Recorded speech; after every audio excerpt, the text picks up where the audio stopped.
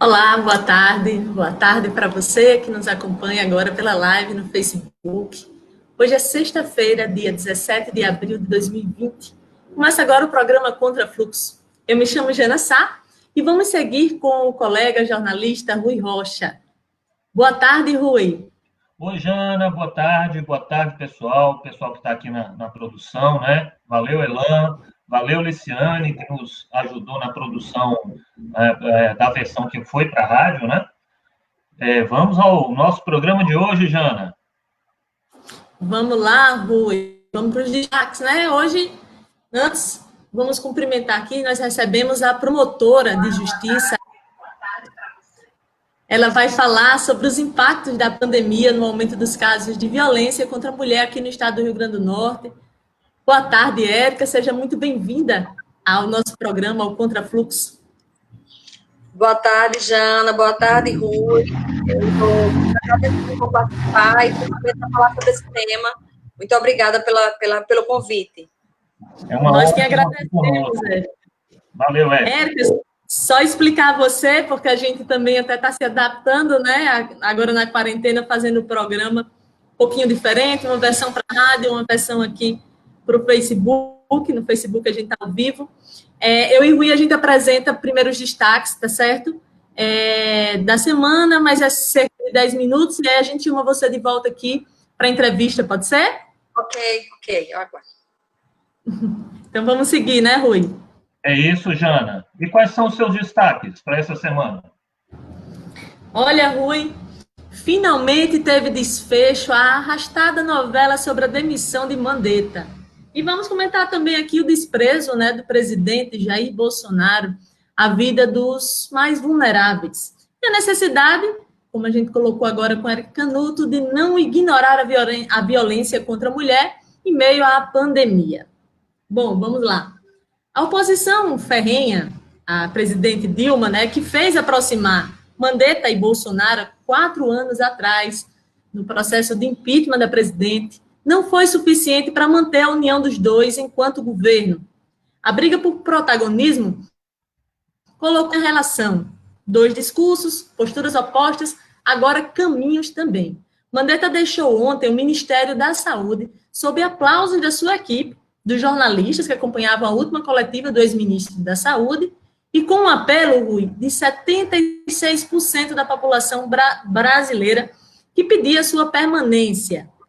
O ex-ministro não apresentou, como costumeiramente fazia, o boletim, né, com os últimos dados do avanço da doença no Brasil, e em tom descontraído, Mandetta se despediu do cargo, agradecendo aos secretários, aos profissionais que compõem o ministério e até mesmo ao presidente Jair Bolsonaro. Ele pediu àqueles que ficam ainda na equipe, né, do ministério, algo que talvez ele tenha demorado demais a entender, que é a importância do compromisso intransigente com a vida, com o SUS e com a ciência.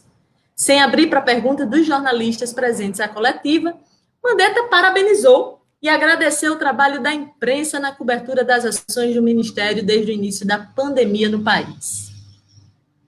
Né, Jana? Realmente chama muita atenção, o pessoal que está nos ouvindo.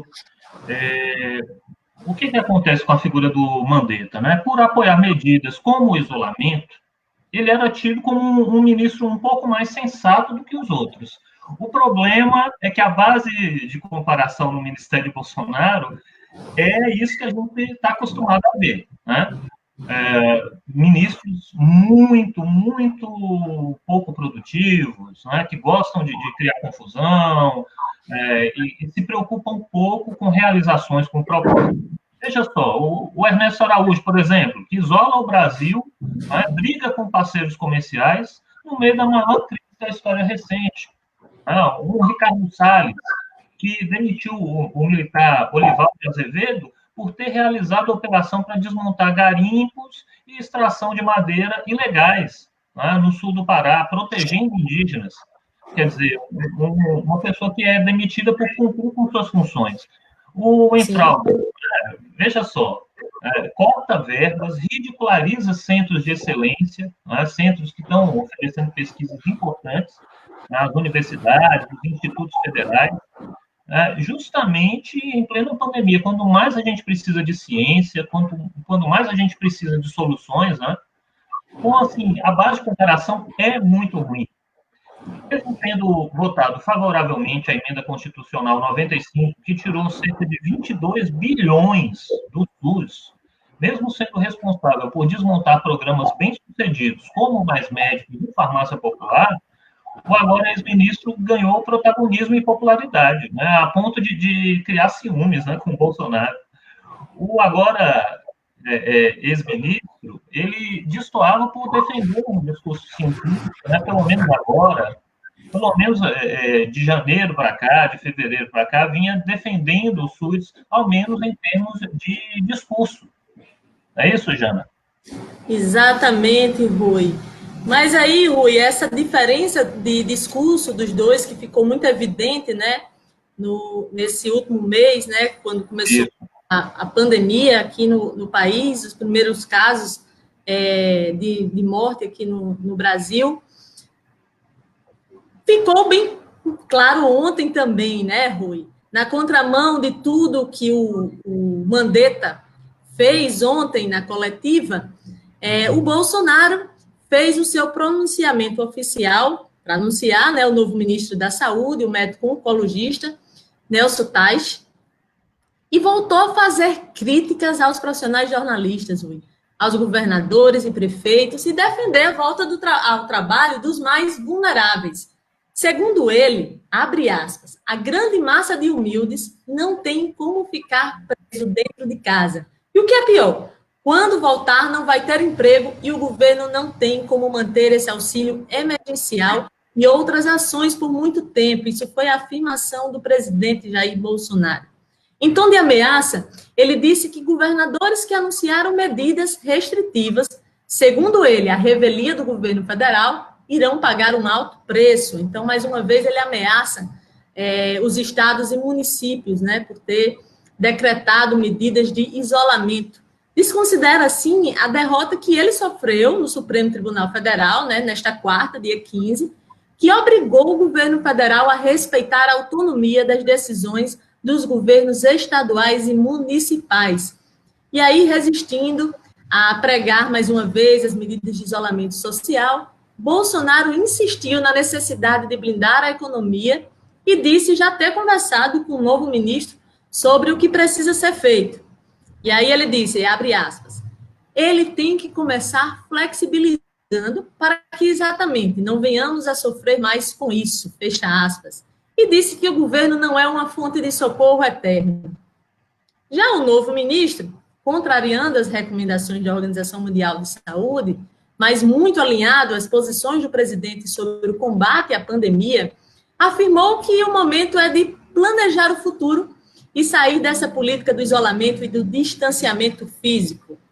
O certo, Rui, é que quem sofrerá as consequências de qualquer mudança na política de isolamento é a população mais vulnerável. Essa que o presidente Jair Bolsonaro não tem apreço à vida. Essa a quem queria destinar uma ajuda de R$200 apenas, mas foi derrotado no Congresso e forçado a oferecer R$600. Ainda assim, demorou a iniciar o pagamento e segue colocando obstáculos ao recebimento do valor. Esta população, que ele diz não ter como socorrer por muito tempo, é simplesmente a maioria da população brasileira, a população que sustenta a economia que ele quer blindar, a única capaz de fazer voltar a funcionar o país pós-pandemia. É isso mesmo, Jana. Isso é bem preocupante, né? Porque na hora de socorrer os bancos, aí não fala que, não, o Estado não tem dinheiro, né? Na hora de socorrer os bancos, foi oferecido um crédito na casa, assim, de trilhões. Exatamente. É absurdo, é absurdo. Aí, na hora de socorrer as pessoas, o pobre, o trabalhador, né, as pequenas empresas, que, na verdade, são quem sustenta a economia do Brasil, aí falta dinheiro. Por que esse disparate? Por que esse descompasso? Por que falta dinheiro para quem trabalha e para quem produz, e para quem especula sobra dinheiro? É um absurdo, de fato. Me parece que não falta nada, né, Rui? Isso é uma questão de escolha, né? A gente tem dito já em vários programas da gente aqui, Rui, a gente trouxe outros aspectos e tem levantado essa questão.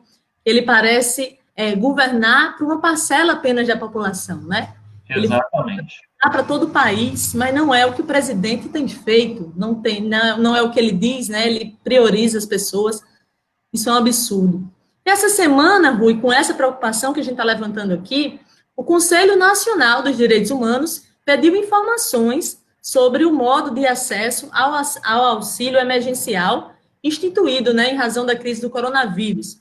A preocupação, Rui, é exatamente com a garantia de recebimento deste direito por grupos vulnerabilizados que não estão conseguindo acessar o benefício. Não sei se você lembra, Rui, mas o decreto que regulamentou a lei exigia como requisito para a concessão do auxílio emergencial a inscrição junto ao cadastro de pessoas físicas, né, com situação regular junto à Secretaria Especial da Receita Federal. Mas essa exigência do governo ela foi derrubada pela Justiça esta semana. O governo parece que não reconhece que o Estado brasileiro padece de uma questão estrutural, né, em relação ao sistema de documentação civil, e que é necessária atenção especial a grupos historicamente excluídos, os povos indígenas, comunidades tradicionais, pessoas com deficiência, pessoas em situação de rua, trabalhadoras e trabalhadores, pessoas que vivem em situação de pobreza, pobreza extrema, catadores e catadoras, agricultores e agricultoras familiares, pessoas que estão à margem do mundo digital, que não possuem telefone celular e smartphone, que não possuem acesso à internet e, portanto, pessoas sem acesso às tecnologias necessárias para requerer o auxílio emergencial. E nesta quarta, o Conselho deliberou sobre diretrizes de direitos humanos durante a pandemia, emitindo recomendações a governos, FUNAI e órgãos de fiscalização de direitos humanos. O Conselho recomenda ainda, Rui, que os governos estabeleçam medidas excepcionais para atender a mulheres e filhos vítimas de violência doméstica. Então, em meio à pandemia, crescem, né, os números de violências mulheres, mas sobre esse tema não vou me alongar aqui, porque nós vamos conversar daqui a pouquinho com a promotora de justiça, Érica Canuto. E aí, você que traz mais? Pois é, né, Jana? Você trouxe elementos super importantes, né? É engraçado, poxa, você oferece um benefício, mas não dá as condições para as pessoas acessarem esses benefícios, né? Exatamente. É muito sério tudo isso. As pessoas mais pobres, muitas vezes, elas não têm acesso a documento, e como é que vão retirar agora? Né? Muitas vezes elas não têm acesso à internet, e aí, não, eu vou na Justiça Eleitoral, a Justiça Eleitoral está com um expediente reduzido, né? Não, eu vou tirar o CPF. Muitas dessas pessoas não vão ter acesso a esses documentos. A gente viu as filas, né, Rui, que foram formadas das pessoas justamente procurando essas informações no banco, procurando as informações na Receita, procurando regularizar ainda o CPF, sem saber onde entrar, sem conseguir entrar, quer dizer, um caos grande, né, gerado pelo governo até numa hora de emergência, porque, Rui, o auxílio não é à toa que o nome do auxílio é emergencial, né? É uma emergência. Quem é que quer depender dessa emergência? Me diga, Rui, quem é que quer depender de receber, nesse momento, R$600? Mas isso é a sobrevivência de muitas famílias, né? Pois é, Jana, um auxílio emergencial que era para ter saído há 1 mês, né, ou há 2 meses, né, porque já estava anunciado que essa pandemia ia ser grave, já estava claro que não ia ser gripezinha coisa nenhuma, né? E aí as pessoas brincam com a saúde, com o bem-estar do trabalhador, e depois vem dizer, não, que o pobre tem que ir trabalhar. Ora, tem que ir trabalhar porque não recebe auxílio do governo, num momento, numa hora extrema, numa hora de grave necessidade, né? É um absurdo. Ele cria o problema e depois fica reclamando que, o pobre... É uma falta de senso, né? Mas, Jana, eu vou trazer 2 aspectos importantes, né? A divisão, uma notícia que, por mais que esteja ligada a esse cenário geral, mas é uma coisa mais particular do Rio Grande do Norte, né? A Divisão de Homicídios e Proteção à Pessoa, DHPP, vai investigar o assassinato do empresário Raimundo Gonçalves de Lima Neto, ocorrido no fim de semana, né, no sábado passado, em Campo Grande, interior potiguar. não é comum que essa delegacia, que a DHPP, atue em municípios do interior do estado, né? Mas houve uma determinação geral aí da DGPOL, né? Da Delegacia Geral, para que um delegado ficasse responsável por apurar esse caso, né? É mais um caso grave, né? Que, assim, claro, todo assassinato é lamentável, mas nos causa ainda mais estranheza quando a gente vê indícios de crime político, né? Raimundo, ele era pré-candidato à prefeitura de Jambuís pelo PSOL. E ele era conhecido como Netinho de Newton. Netinho foi rendido, executado, não levaram nenhum pertence, né? Ele estava na entrada de uma fazenda que ele tinha comprado recentemente, né? Não levaram carteira, não levaram a moto na qual ele estava, né? Conforme informações que nós recebemos aí do Rafael Barbosa e do Leonardo Eres, repórteres do G1. Fica a dúvida, né? É um crime político? Foi uma execução. Né? Claramente, tudo aponta para uma execução. Foi um crime político que se encaixa nesse cenário, aí, nessa onda de ignorância e ódio que tomou conta do país, né? A exemplo do que ocorreu com Marielle e com tantos outros militantes. Né? Marielle chamou mais atenção porque está no Rio de Janeiro, né? Numa cidade muito grande, uma cidade muito importante.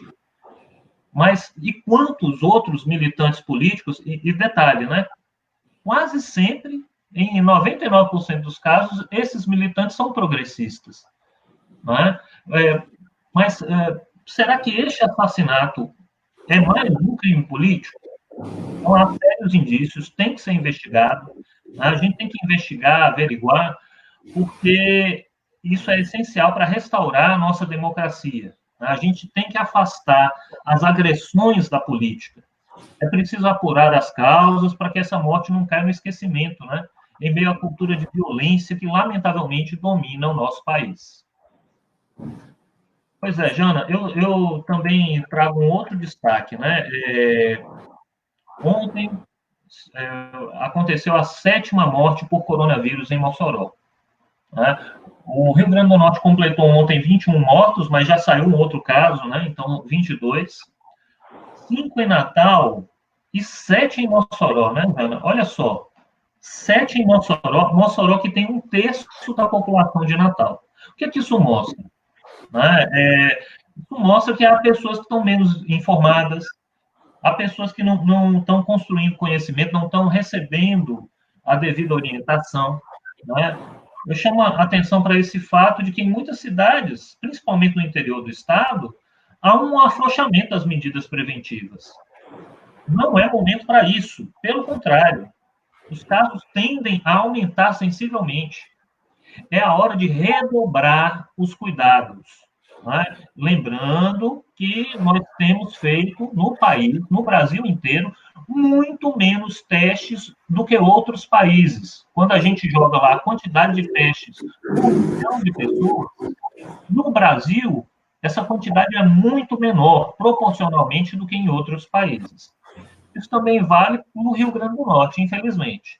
Em nosso estado, são cerca de 400 doentes confirmados, mas a própria Secretaria Estadual estima que tenhamos cerca de 4.000 infectados. Olha a diferença, Jana, olha que absurdo. Né? O pessoal está acompanhando aí. Então, é para tomar cuidado, sim. Tá? Qual é o problema? É que no país, no Brasil, a gente banaliza a morte. A gente acha normal que alguém morra desatendido no hospital, né? São tantos ataques ao SUS, são tantas agressões ao SUS, a gente acha normal. Morreu mais um na fila do SUS. Né? O SUS que é tão subfinanciado, né? E é tão atacado. A gente acha normal porque morre mais uma pessoa de violência. Fulano de tal foi assaltado, foi reagir a um assalto. Essa semana saiu a notícia de que um PM foi reagir a um assalto e teve uma arma roubada, um militar, né? Não era PM, era militar. Mas vejam só, a gente banaliza a violência, a gente banaliza a dengue, a gente banaliza diversas outras doenças, malária, né? E aí algumas pessoas querem banalizar a pandemia também. Querem agora o coronavírus. Não podemos. sabe? São 2.000 pessoas mortas no Brasil, e daí para mais, né? Porque tem subnotificação. Agora, Rui, nesse caso específico da pandemia, e acho que para os municípios, a falta de uma coordenação, né? Porque é dever do governo federal esse papel de coordenar as ações em todo o país. Ao contrário, ele fica baixando o decreto para tirar a autonomia dos estados e municípios que veem a necessidade, querem seguir a ciência, as recomendações da Organização Mundial de Saúde, as experiências internacionais, né, Rui? Exatamente. Mas, então, assim, o que a gente vive, na verdade, e o risco eminente desse número no Brasil ser maior ainda, a cada dia, não é mais do que isso, né, Rui? Você tem um presidente que vai na televisão dizer que não passa de uma gripezinha, né? A banalizar a vida de alguns, né? Como são o fez do destaque aqui, dos mais vulneráveis, das pessoas mais idosas, né? Que ele disse que o Estado não tem obrigação de cuidar. Mas, Rui, antes de seguir, vamos ler aqui, está acompanhando aqui com a gente, Gilca Pimentel, Fátima Sá, mãe, obrigado pela audiência. Está sempre acompanhando, né? Sempre, ela é fiel, viu? Rafael Duarte também, Marina Gomes. A professora Marta também está sempre acompanhando, viu, Rui? Já tinha até acompanhar a gente aqui, ela quer ver entrevista com Érica Canuto, que vamos chamar agora, Moacir Soares também, Moacir, obrigado. Né? Gabriel Ascioli também, ele comenta, né, só porque o Mandetta estava sendo um bom ministro nesse momento delicado, né? Porque a gente lembra sempre, ele votou a favor da PEC, da emenda constitucional, que tirou 20 bilhões do SUS. Né? Então, ele teve esse momento de racionalidade, mas, infelizmente, o histórico dele complicou demais as coisas também. Um atrasozinho também grande, né, Rui, para tomar ação também à frente do Ministério, né?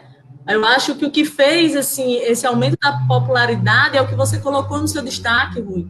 Eu acho que, assim, a postura dele, nesse momento, pelo menos, né, de seguir realmente o que as pessoas da área da ciência colocam como sendo importante, né, de ver a experiência em outros países, como é que tem sido realizada, e lógico, né, ficou usando ali o jaleco do SUS, né, ainda que obviamente tenha percebido qual o papel do Sistema Único de Saúde, né, ontem, inclusive, na saída dele, ele fez esse destaque de que era importante que outros países também colocassem em sua Constituição, assim como tem a nossa, né? Mas mais do que colocar, eu acho que é importante cumprir, né, Rui? Exato.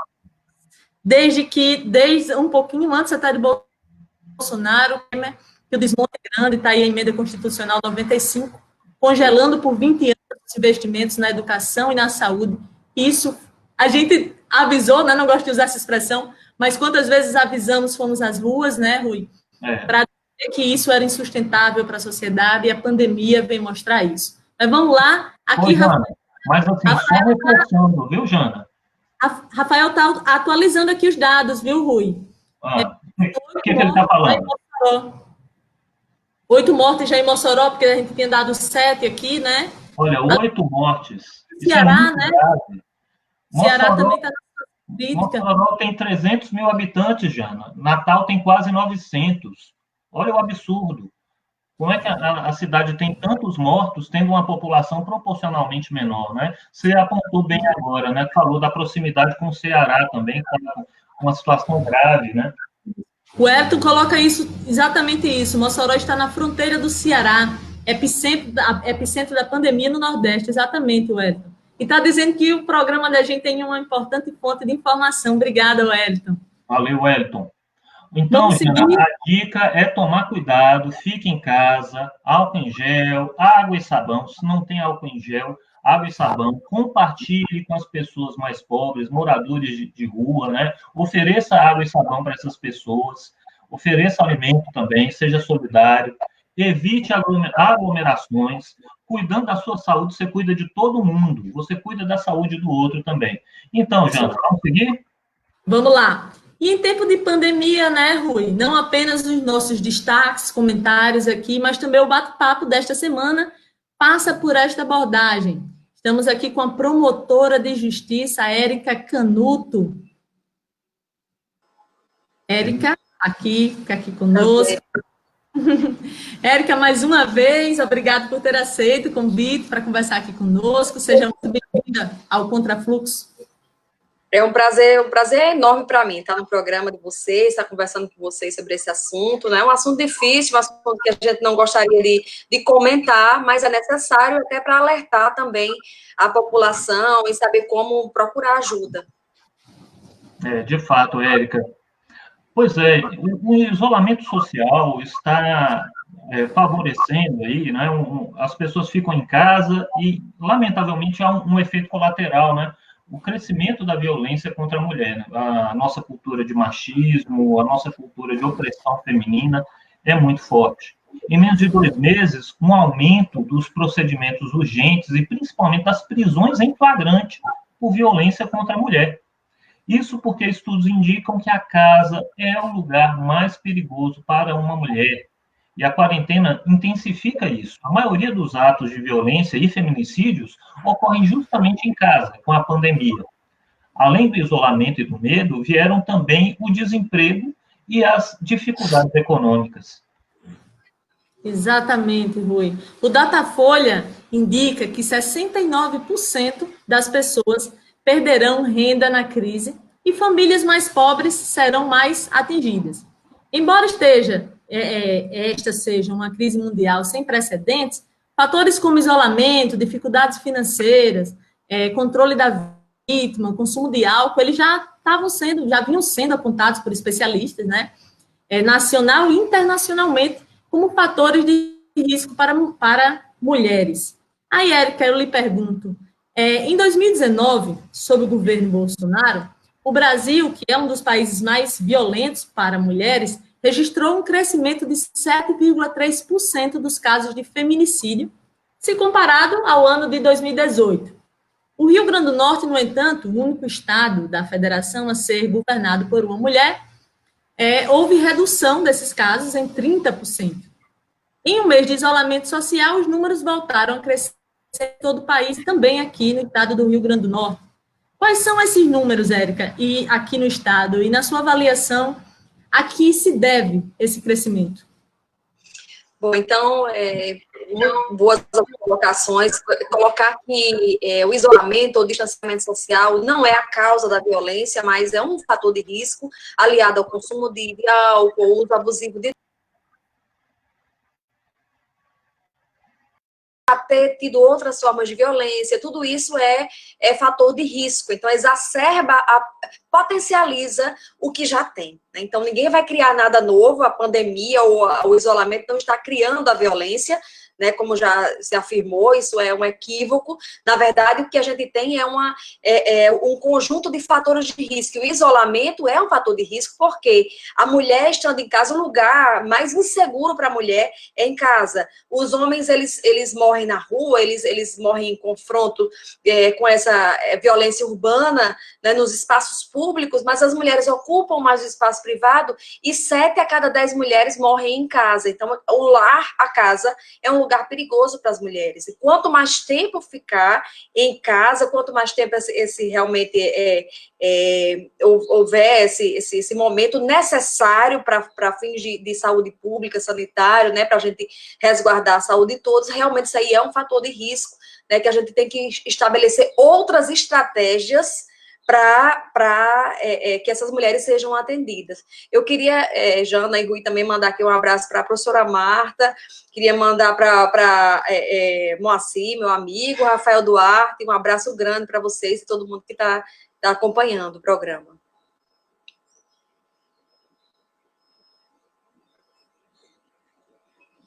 Para agravar a violência contra a mulher, né? A situação econômica do país.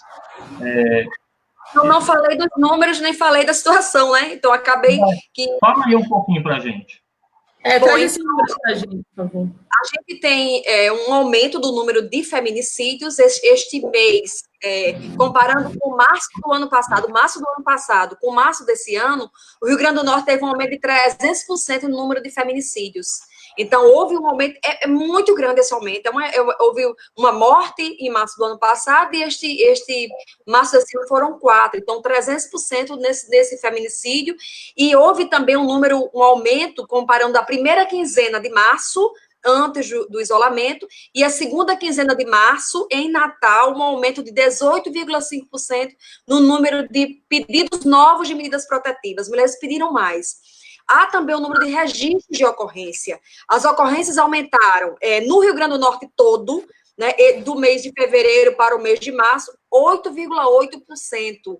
Além disso, aqui em Natal, esse percentual foi maior, 13 e alguma coisa por cento. E na região metropolitana, foi mais de 22%. O aumento de registros, novas ocorrências, mulheres procurando mais, né? A gente sabe que também o fator econômico, isso pesa, o fato de as pessoas estarem perdendo renda, não terem como se sustentar, isso tudo é fator de risco, se constitui fator de risco. Não há como separar gênero de condição social, de estado social, de racismo, né? Então, Angela Davis fala disso muito bem, que isso é uma interseccionalidade. A gente não pode falar em gênero. Quem morre mais? Mulher negra e pobre. Né? As pessoas pobres, elas sofrem mais, porque os fatores de vulnerabilidade atingem mais duramente essas pessoas. São outros fatores, outros marcadores sociais que concorrem igualmente para a violência.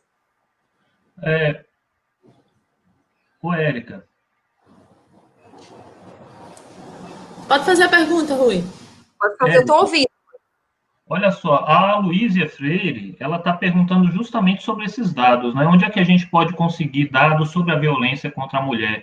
É no Observatório da Violência, né? No Óbvio, ou tem outras fontes interessantes? Hoje mesmo, a gentileza de Vênio Hermes, né, mandou para mim esses dados atualizados, né, de que ele coletou. Eu tenho esses dados, eu posso até publicar no meu Instagram também, e o que ele mandou para mim, ele publicou. Então, esses são dados do Óbvio.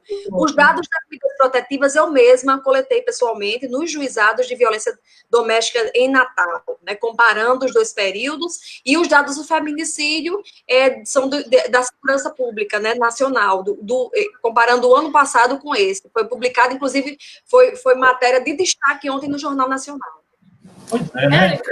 Isso, inclusive, é bom a gente ressaltar, a gente falou da subnotificação em função do coronavírus, mas tem subnotificação também da violência contra a mulher, né? Tem muita mulher que não se sente à vontade de ir à delegacia denunciar, né? Tem muita mulher que não consegue encontrar os órgãos, ou não tem uma delegacia especializada perto dela, né? Isso é um problema também. Isso é muito importante se colocar, porque é interessante que a gente sabe que a subnotificação é muito grande em números de violência doméstica. A mulher demora muito tempo para tomar uma decisão. Então, muitas vezes ela sofre várias formas de violência e ela prefere esperar para ver se ele vai melhorar, acreditando que um dia vai mudar, ou ela fica com medo, ela fica com vergonha, ela sente culpa, ela tem medo do que vai acontecer com ele, porque não é um estranho. O homem que comete violência contra a mulher é o homem de casa, né? É o homem, o marido, o companheiro, o pai, o filho, o irmão. Então, são pessoas que ela tem laços de afetividade e isso torna difícil tomar uma decisão. Mas o que a gente percebeu é que, embora a gente sabe que o número vai ser muito maior, as mulheres realmente estão procurando. É difícil tomar uma decisão nessa hora, porque estamos vivendo num período que todo mundo está meio que com medo, está ansioso, está inseguro, e realmente tomar uma iniciativa de denunciar é uma iniciativa muito corajosa, né? Que ela realmente está precisando de ajuda. De fato.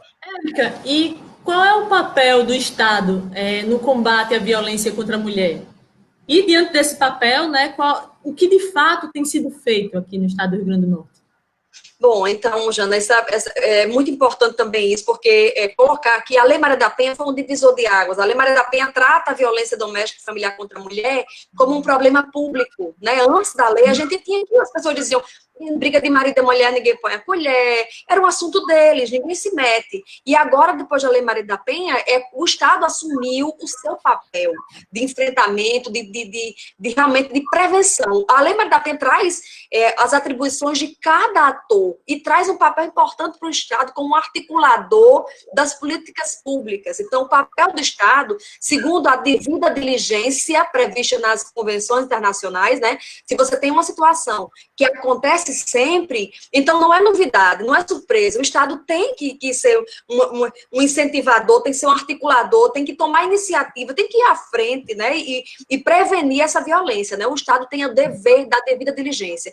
No Rio Grande do Norte tivemos alguns avanços. Nós tivemos, depois da Lei Maria da Penha, a instalação dos juizados de violência doméstica, as promotorias de violência doméstica, os núcleos de defensorias públicas. Tivemos no ano passado um presente para as mulheres do Rio Grande do Norte, que foi a instalação da Delegacia da Mulher 24 Horas. Isso era um anseio antigo, antes mesmo da Lei Maria da Penha, porque a violência acontece principalmente nos finais de semana, feriados e à noite, né, quando as pessoas estão em casa. Então, houve a instalação no 8 de março do ano passado. Eu estava presente quando a governadora Fátima anunciou essa iniciativa, que está em pleno funcionamento. Eu visitei pessoalmente, vi como as mulheres estão procurando, sei que elas estão procurando, inclusive, de madrugada, estão pedindo medida protetiva, os delegados estão mandando essas medidas protetivas, a justiça tem apreciado, tem decretado prisão. Foi instalado também um núcleo de combate ao feminicídio, também aqui no estado do Rio Grande do Norte. Então, há algumas iniciativas, o Botão do Pânico, a Patrulha Maria da Penha, pelo município, né, de Natal, que foi um projeto da vereadora Júlia Arruda. Houve, assim, houve sim um veto, depois foi derrubado o veto, houve um ADI, né, uma ação direta de inconstitucionalidade, e o tribunal reconheceu que é constitucional. O prefeito Álvaro Dias instalou em conjunto, em consonância com a secretária, então secretária de Segurança do município, doutora Sheila Freitas, né? Então, houve uma capacitação de toda a guarda municipal. Então, não é só quem vai fazer a patrulha, os guardas e as guardas municipais estão capacitados em violência, podem atendem pelo 190, liga, tem um convênio do CIOSP, né, que é o número da Polícia Militar, com esse atendimento, pode ligar e dizer, olha, eu quero ser atendido pela patrulha, e essa patrulha vai ser acionada, né? Isso é um ganho. Também houve a iniciativa de implantação da Patrulha Maria da Penha pelo Estado. Então, a gente tem avançado. Obviamente que a gente não está como deveria, né? A gente precisa de mais delegacias. Há mais de 15 anos que não se instala uma delegacia nova da mulher no Estado. Então, o interior precisa ser capilarizado com essas políticas públicas, com centros de referência, atendimento à mulher, centros de grupos de homens. Então, diversas frentes, educação, né, nas escolas, e tudo isso é um conjunto articulado de ações, de políticas públicas, de Estado, União e municípios, que podem realmente enfrentar esse tipo de violência. Pois é, Érica. Aí a gente aproveita para mandar um abraço para o pessoal que estava assistindo, né? César Ferrário, valeu, professor, grande artista, né? Ator potiguar, uma figura extraordinária, né? Além de um grande artista, um grande ser humano. Oswaldo Negrão, Darwin Inácio. Oswaldo faz até uma pergunta, né, Rui? E aí acho que a gente... que vai nessa linha que você acabou de falar, né, Érica? É preciso estender as delegacias, mas Oswaldo fala que a gente tem que pensar nessa rede de proteção individual e coletiva. Além de ampliar as delegacias, é possível ampliar o número de casas-abrigo?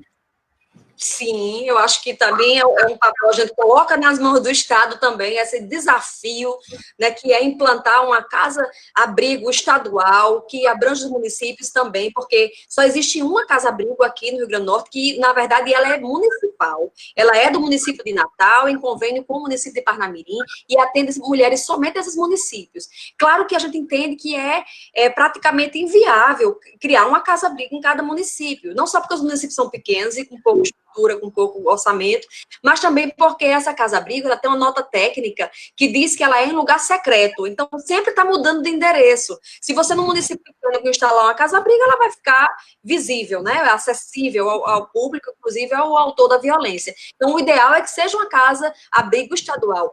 nós costumamos dizer que a política pública de casa-abrigo é uma política necessária, mas ela é invertida, porque a mulher que fica presa, a mulher que fica, assim, confinada, né, sem celular, sem acesso aos seus parentes, com os seus filhos, num ambiente só, numa casa, e deveria ser uma ação emergencial, né, Érica?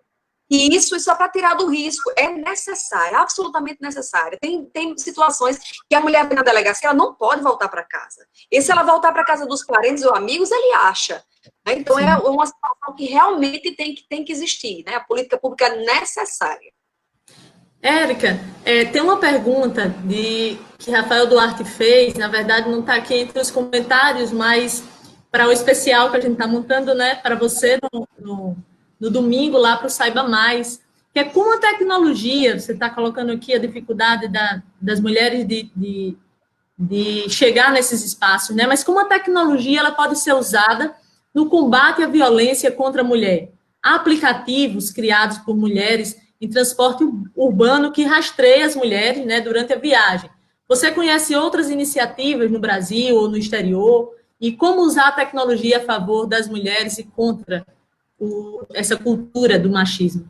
Sim, então é boa essa pergunta. Adorei essa pergunta que o Rafael Duarte fez, porque realmente a gente está no momento, né, no mundo que está virtualizado. Então, a gente tem que usar o que a gente tem na mão, né, que praticamente todos têm acesso, né, é grande o número de brasileiros e brasileiras que têm acesso a um celular, a internet, e usar isso aqui ao nosso favor, né, e existem aplicativos que não só em viagem, né, que rastreiam aquele percurso da mulher, mas também existem outros. Eu vi recentemente que uma moça que foi, ela sofreu assédio na rua, ela criou um aplicativo para mapear, né, em São Paulo, os lugares onde mais tem assédio. Então, as mulheres ficam lá dizendo, eu sofri assédio na rua tal, rua tal, rua tal. Então, como se fosse um cadastro, né, de assédio, e quem quiser andar na rua vai olhar onde eu não devo ir. Obviamente que como o botão do pânico, a mulher aciona o botão do pânico quando ele estiver perto. Esses aplicativos, eles são importantes, mas eles não funcionam sozinhos, porque eu não acredito em nenhuma política pública que coloque na mão da mulher o dever de cuidar da vida dela. Né? Então, eu tenho que assinar o botão, e porque você não acionou, ela ficou paralisada, ela não viu, ela não tem que fazer isso. Quem tem que fazer isso é o Estado. Quem tem que cuidar da vida da mulher, principalmente se a mulher pediu medida protetiva, é o Estado.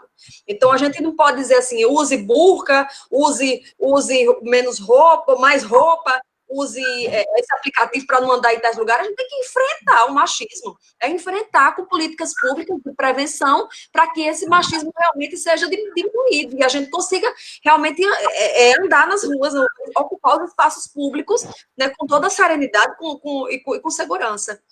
Com certeza, e com essa rede, né, Érica, que você colocou aí, que dê segurança para as mulheres darem o primeiro passo, né, quebrar o silêncio é o primeiro passo para tudo isso que você coloca como importante, mas é como o Rui colocou lá no início, quebrar o silêncio às vezes é muito difícil para a mulher, né, por todos os fatores que você já conversou, e realmente você precisa ter a segurança e não, né, ser um dever da gente como mulher, de ter essa responsabilidade, né, pela vida da gente.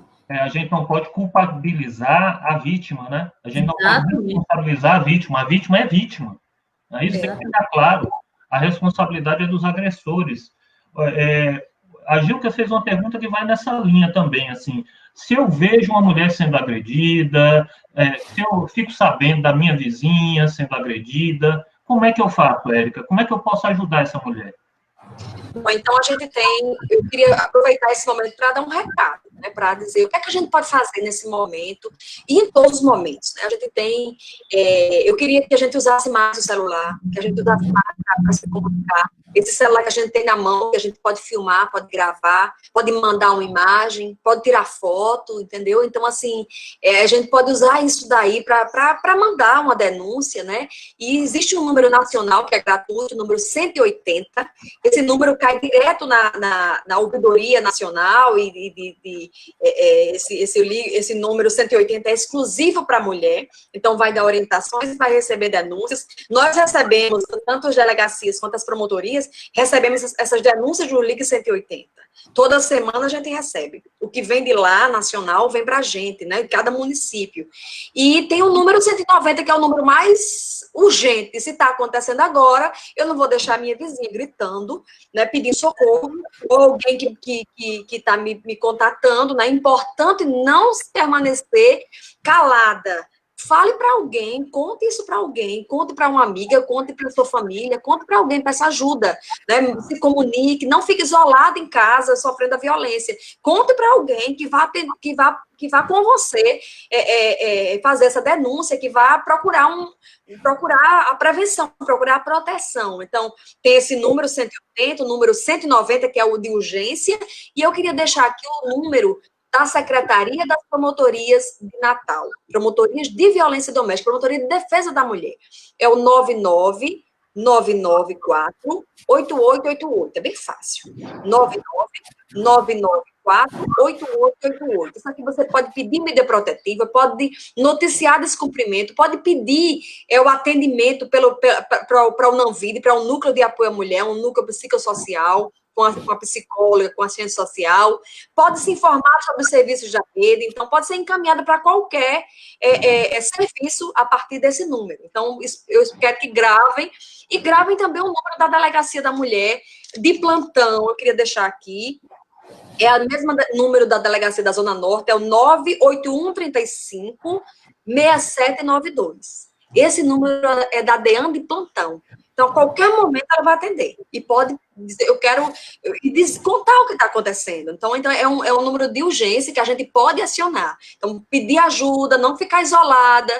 O problema está acontecendo, eu acho que é violência, ele nunca tratou assim, ele está bebendo mais nesse isolamento, ele está mais nervoso. Então, o que é que eu estou fazendo? Como eu estou, né? Como é que eu estou nisso tudo? Então, procurar conversar com alguém, sempre é bom se informar. Nesses números a gente atende. Nós temos atendido as mulheres, as promotorias, a justiça não está fechada, como as delegacias também não estão. Então, os serviços estão em pleno andamento, em pleno funcionamento, inclusive madrugada. Então, aconteceu a violência para pedir ajuda, é para acionar os canais de proteção, né? Todos os serviços sendo de referência, está atendendo a mulheres, a Casa-Abrigo está recebendo mulheres, então tudo está em funcionamento e para bem atender essa mulher. Ô, Érica, a gente já está com a hora meio avançada, né? Mas rapidinho uma pergunta da Vilma Leão. A Lei Maria da Penha é só para violência doméstica, só para violência conjugal, ou ela também se aplica a outros casos de violência contra a mulher? Então, a Lei Maria da Penha, ela veio para atender ocorrências, para casos específicos de violência do núcleo familiar, né, com quem você mora na casa, então pode ser parente ou não. Por exemplo, uma pessoa que é empregada doméstica numa casa, ela pode ser protegida pela Lei Maria da Penha. Então, é aquele núcleo que mora naquela casa. A segunda hipótese são os parentes, todas as pessoas que você se considera parente de sangue ou se considera parente, pode ser tio, irmão, sobrinho, padrasto, quem se considera. E terceiro, quem teve qualquer relação afetiva, mesmo que seja eventual, ficou numa festa, foi namorado, ex-namorado, é passível da Lei Maria da Penha. Recentemente, houve uma aplicação da Lei Maria da Penha até em caso de stalking, que é uma mulher que é perseguida insidiosamente pela internet. Quer dizer, o cara botou na cabeça que é namorado dela e começou a persegui-la, e o juiz aplicou a Lei Maria da Penha, deu medida protetiva, diz, olha, isso aqui, ele tem uma imaginação de que acontece um relacionamento afetivo, e em razão do relacionamento afetivo, ele acha que é o dono dela. Então, é isso que faz com que se aplique a Lei Maria da Penha. Essa situação que coloca a mulher em situação de vulnerabilidade. A mulher não é incapaz, e não é vulnerável pelo fato, o homem é mais poderoso do que a mulher, mas é uma crença social, há uma crença dessa cultura machista de que há uma superioridade dos homens em relação à mulher, e o uso da força é autorizado, é naturalizado como forma de resolver os conflitos. Obrigado, Érica. Eu que agradeço essa participação, muito obrigada. Estou sempre à disposição de vocês. Obrigada por a oportunidade de divulgar esses serviços e também essa situação, né, toda de violência doméstica. Como você colocou, né, Érica, a gente não queria estar trazendo esses números da pandemia, mas infelizmente é um assunto precisa ser conversado, né? Agradecer mais uma vez aqui sua presença, me desculpar aqui publicamente, porque a gente já tinha tentado essa entrevista para o 8 de março, né? No dia anterior você tinha agenda, compromisso em Mossoró, reagendamos, não deu certo fazer problemas aqui do próprio programa, mas que bom que você está aqui conosco, trazendo esses dados, né? E a gente conseguindo conversar com toda a sociedade, porque esse é um papel de todos nós, né? Não só mulheres, mas a luta por essa emancipação feminina passa por uma luta geral de homens e mulheres, né? Na sociedade. Essa desigualdade é um problema de todos nós, né? Essa desigualdade, todo país, toda sociedade desigual, né? Se ela é desigual em gênero, ela é violenta em gênero. Se ela é desigual socialmente, ela também traz outros problemas de violência em razão dessa desigualdade. Então, toda desigualdade, ela gera violência. Jana, eu queria agradecer, Rui, você e Jana, por essa oportunidade. Queria dizer que no Instagram, as pessoas estão perguntando aqui sobre os números, né? No meu Instagram sempre tem alguma informação sobre os números atualizados, eu estou sempre colhendo, trazendo alguma informação também sobre os serviços, e quem quiser acessar pode me procurar, Érica Canuto, lá no... A Luísa Freire disse que está escrevendo um artigo, né? E aí ela está, desde o início aqui do programa, que tem feito perguntas, disse que teve dificuldade de pegar esses dados, de fazer algumas ligações. Então, tá aí, essa entrevista vai ficar assim, tá, Luísa? Aqui disponível no Facebook, ao final fica o vídeo aqui, é possível assistir. Também vamos estar lançando uma entrevista um pouco mais completa com a Érica no domingo, no Saiba Mais, então também lá vai ter esses dados registrados, a gente vai buscar lá no óbvio também, tá bom? E obrigado mesmo por esse papo. Um abraço, então. Conversando com a promotora de justiça, Érica Canuto. Valeu, Érica. Muito obrigado. Importantíssimo o seu trabalho. Obrigada. Um abraço a todos que participaram e estou à disposição. Inclusive no Instagram. Luísa, se você quiser falar comigo, eu estou à disposição. Fala no direct e a gente conversa. Estou à disposição, viu? Obrigada, Érica. Vamos seguir, né, Rui? Vamos para os destaques culturais. Qual é o seu, Jana? Rui, eu tenho alguns. Tem um destaque para a valorização da cena do rock potiguar, Rui. Artistas potiguares vão ter mais um espaço para shows virtuais com rock em casa. A primeira transmissão será hoje, às 19 horas. Os shows do projeto acontecerão semanalmente com artistas diferentes e serão transmitidos na página Ecos da Anarquia, no Facebook. O Ecos da Anarquia é aquele festival, né, que sempre acontece, reunindo os roqueiros daqui de Natal e de outros lugares também, né? Recebem várias bandas, muito bacana. Isso. E você, Rui, tem destaque? Pois é, Jana. A poeta Regina Azevedo está organizando uma live de poesia. Vai acontecer nesta sexta e também na próxima, né? Já teve uma primeira edição na sexta-feira passada. Essa live acontece sempre às 17 horas, né? E são transmitidas, as lives são transmitidas pelo perfil da escritora Regina Azevedo no Instagram, né? É meio confuso, né? Eu vou tentar soletrar aqui, mas qualquer coisa é só jogar na busca que aparece, tá? @ né? Aquela linha, né, de sublinhado, Regina AZVDO. Azevedo sem o E, né? Mas é bacana, a Regina é uma poeta maravilhosa, né, que lançou alguns livros, né, uma poesia muito intensa, muito expressiva, e ela vai estar com gente muito boa, né, Ana Souza, Adélia Daniele, lá de Currais Novos, né, que também tem feito lives, Ana Zepa, que é atriz, é potiguar, mas está morando em São Paulo, Carito Cavalcante, né, um multiartista, um cara que transita por diversas linguagens, Eveline Sim, né, que também mora em São Paulo, é uma artista visual maravilhosa, né, poeta de mão cheia, Jéssica Santos, Gonzaga Neto, também um cara que eu gosto bastante, né, Leonan Cunha, Maíra Dalmais, Maria Luísa Chacon, Marina Rebelo, Michele Ferrer, Olga Halles, Pedro Lucas, é um timaço de poetas, tá? A própria Regina, claro, Renata Amar, né? E Tiago Medeiros, Tiago que fez aniversário recentemente, está lançando um novo livro. Renata Mar, que também produz. Aproveitar para parabenizar, viu, Rui, porque cometi essa gafe, não parabenizei o Tiago na correria do dia. Tiago, parabéns, sucesso. Beijão para Tiago. Encantando a gente, né, com muita poesia. Pois é, Tiago, junto com Michele, com Marina Rabelo, eles fazem o Insurgências Poéticas, né? Com a produção da Raquel Lucena também, uma grande produtora. Beijão para Raquel. Muita gente boa, né? O quanto o Rio Grande do Norte é abençoado, né, por grandes artistas, grandes atores, grandes atrizes, grandes escritores, e os poetas, assim, estão mandando muito bem. É uma maravilha contar com essa galera.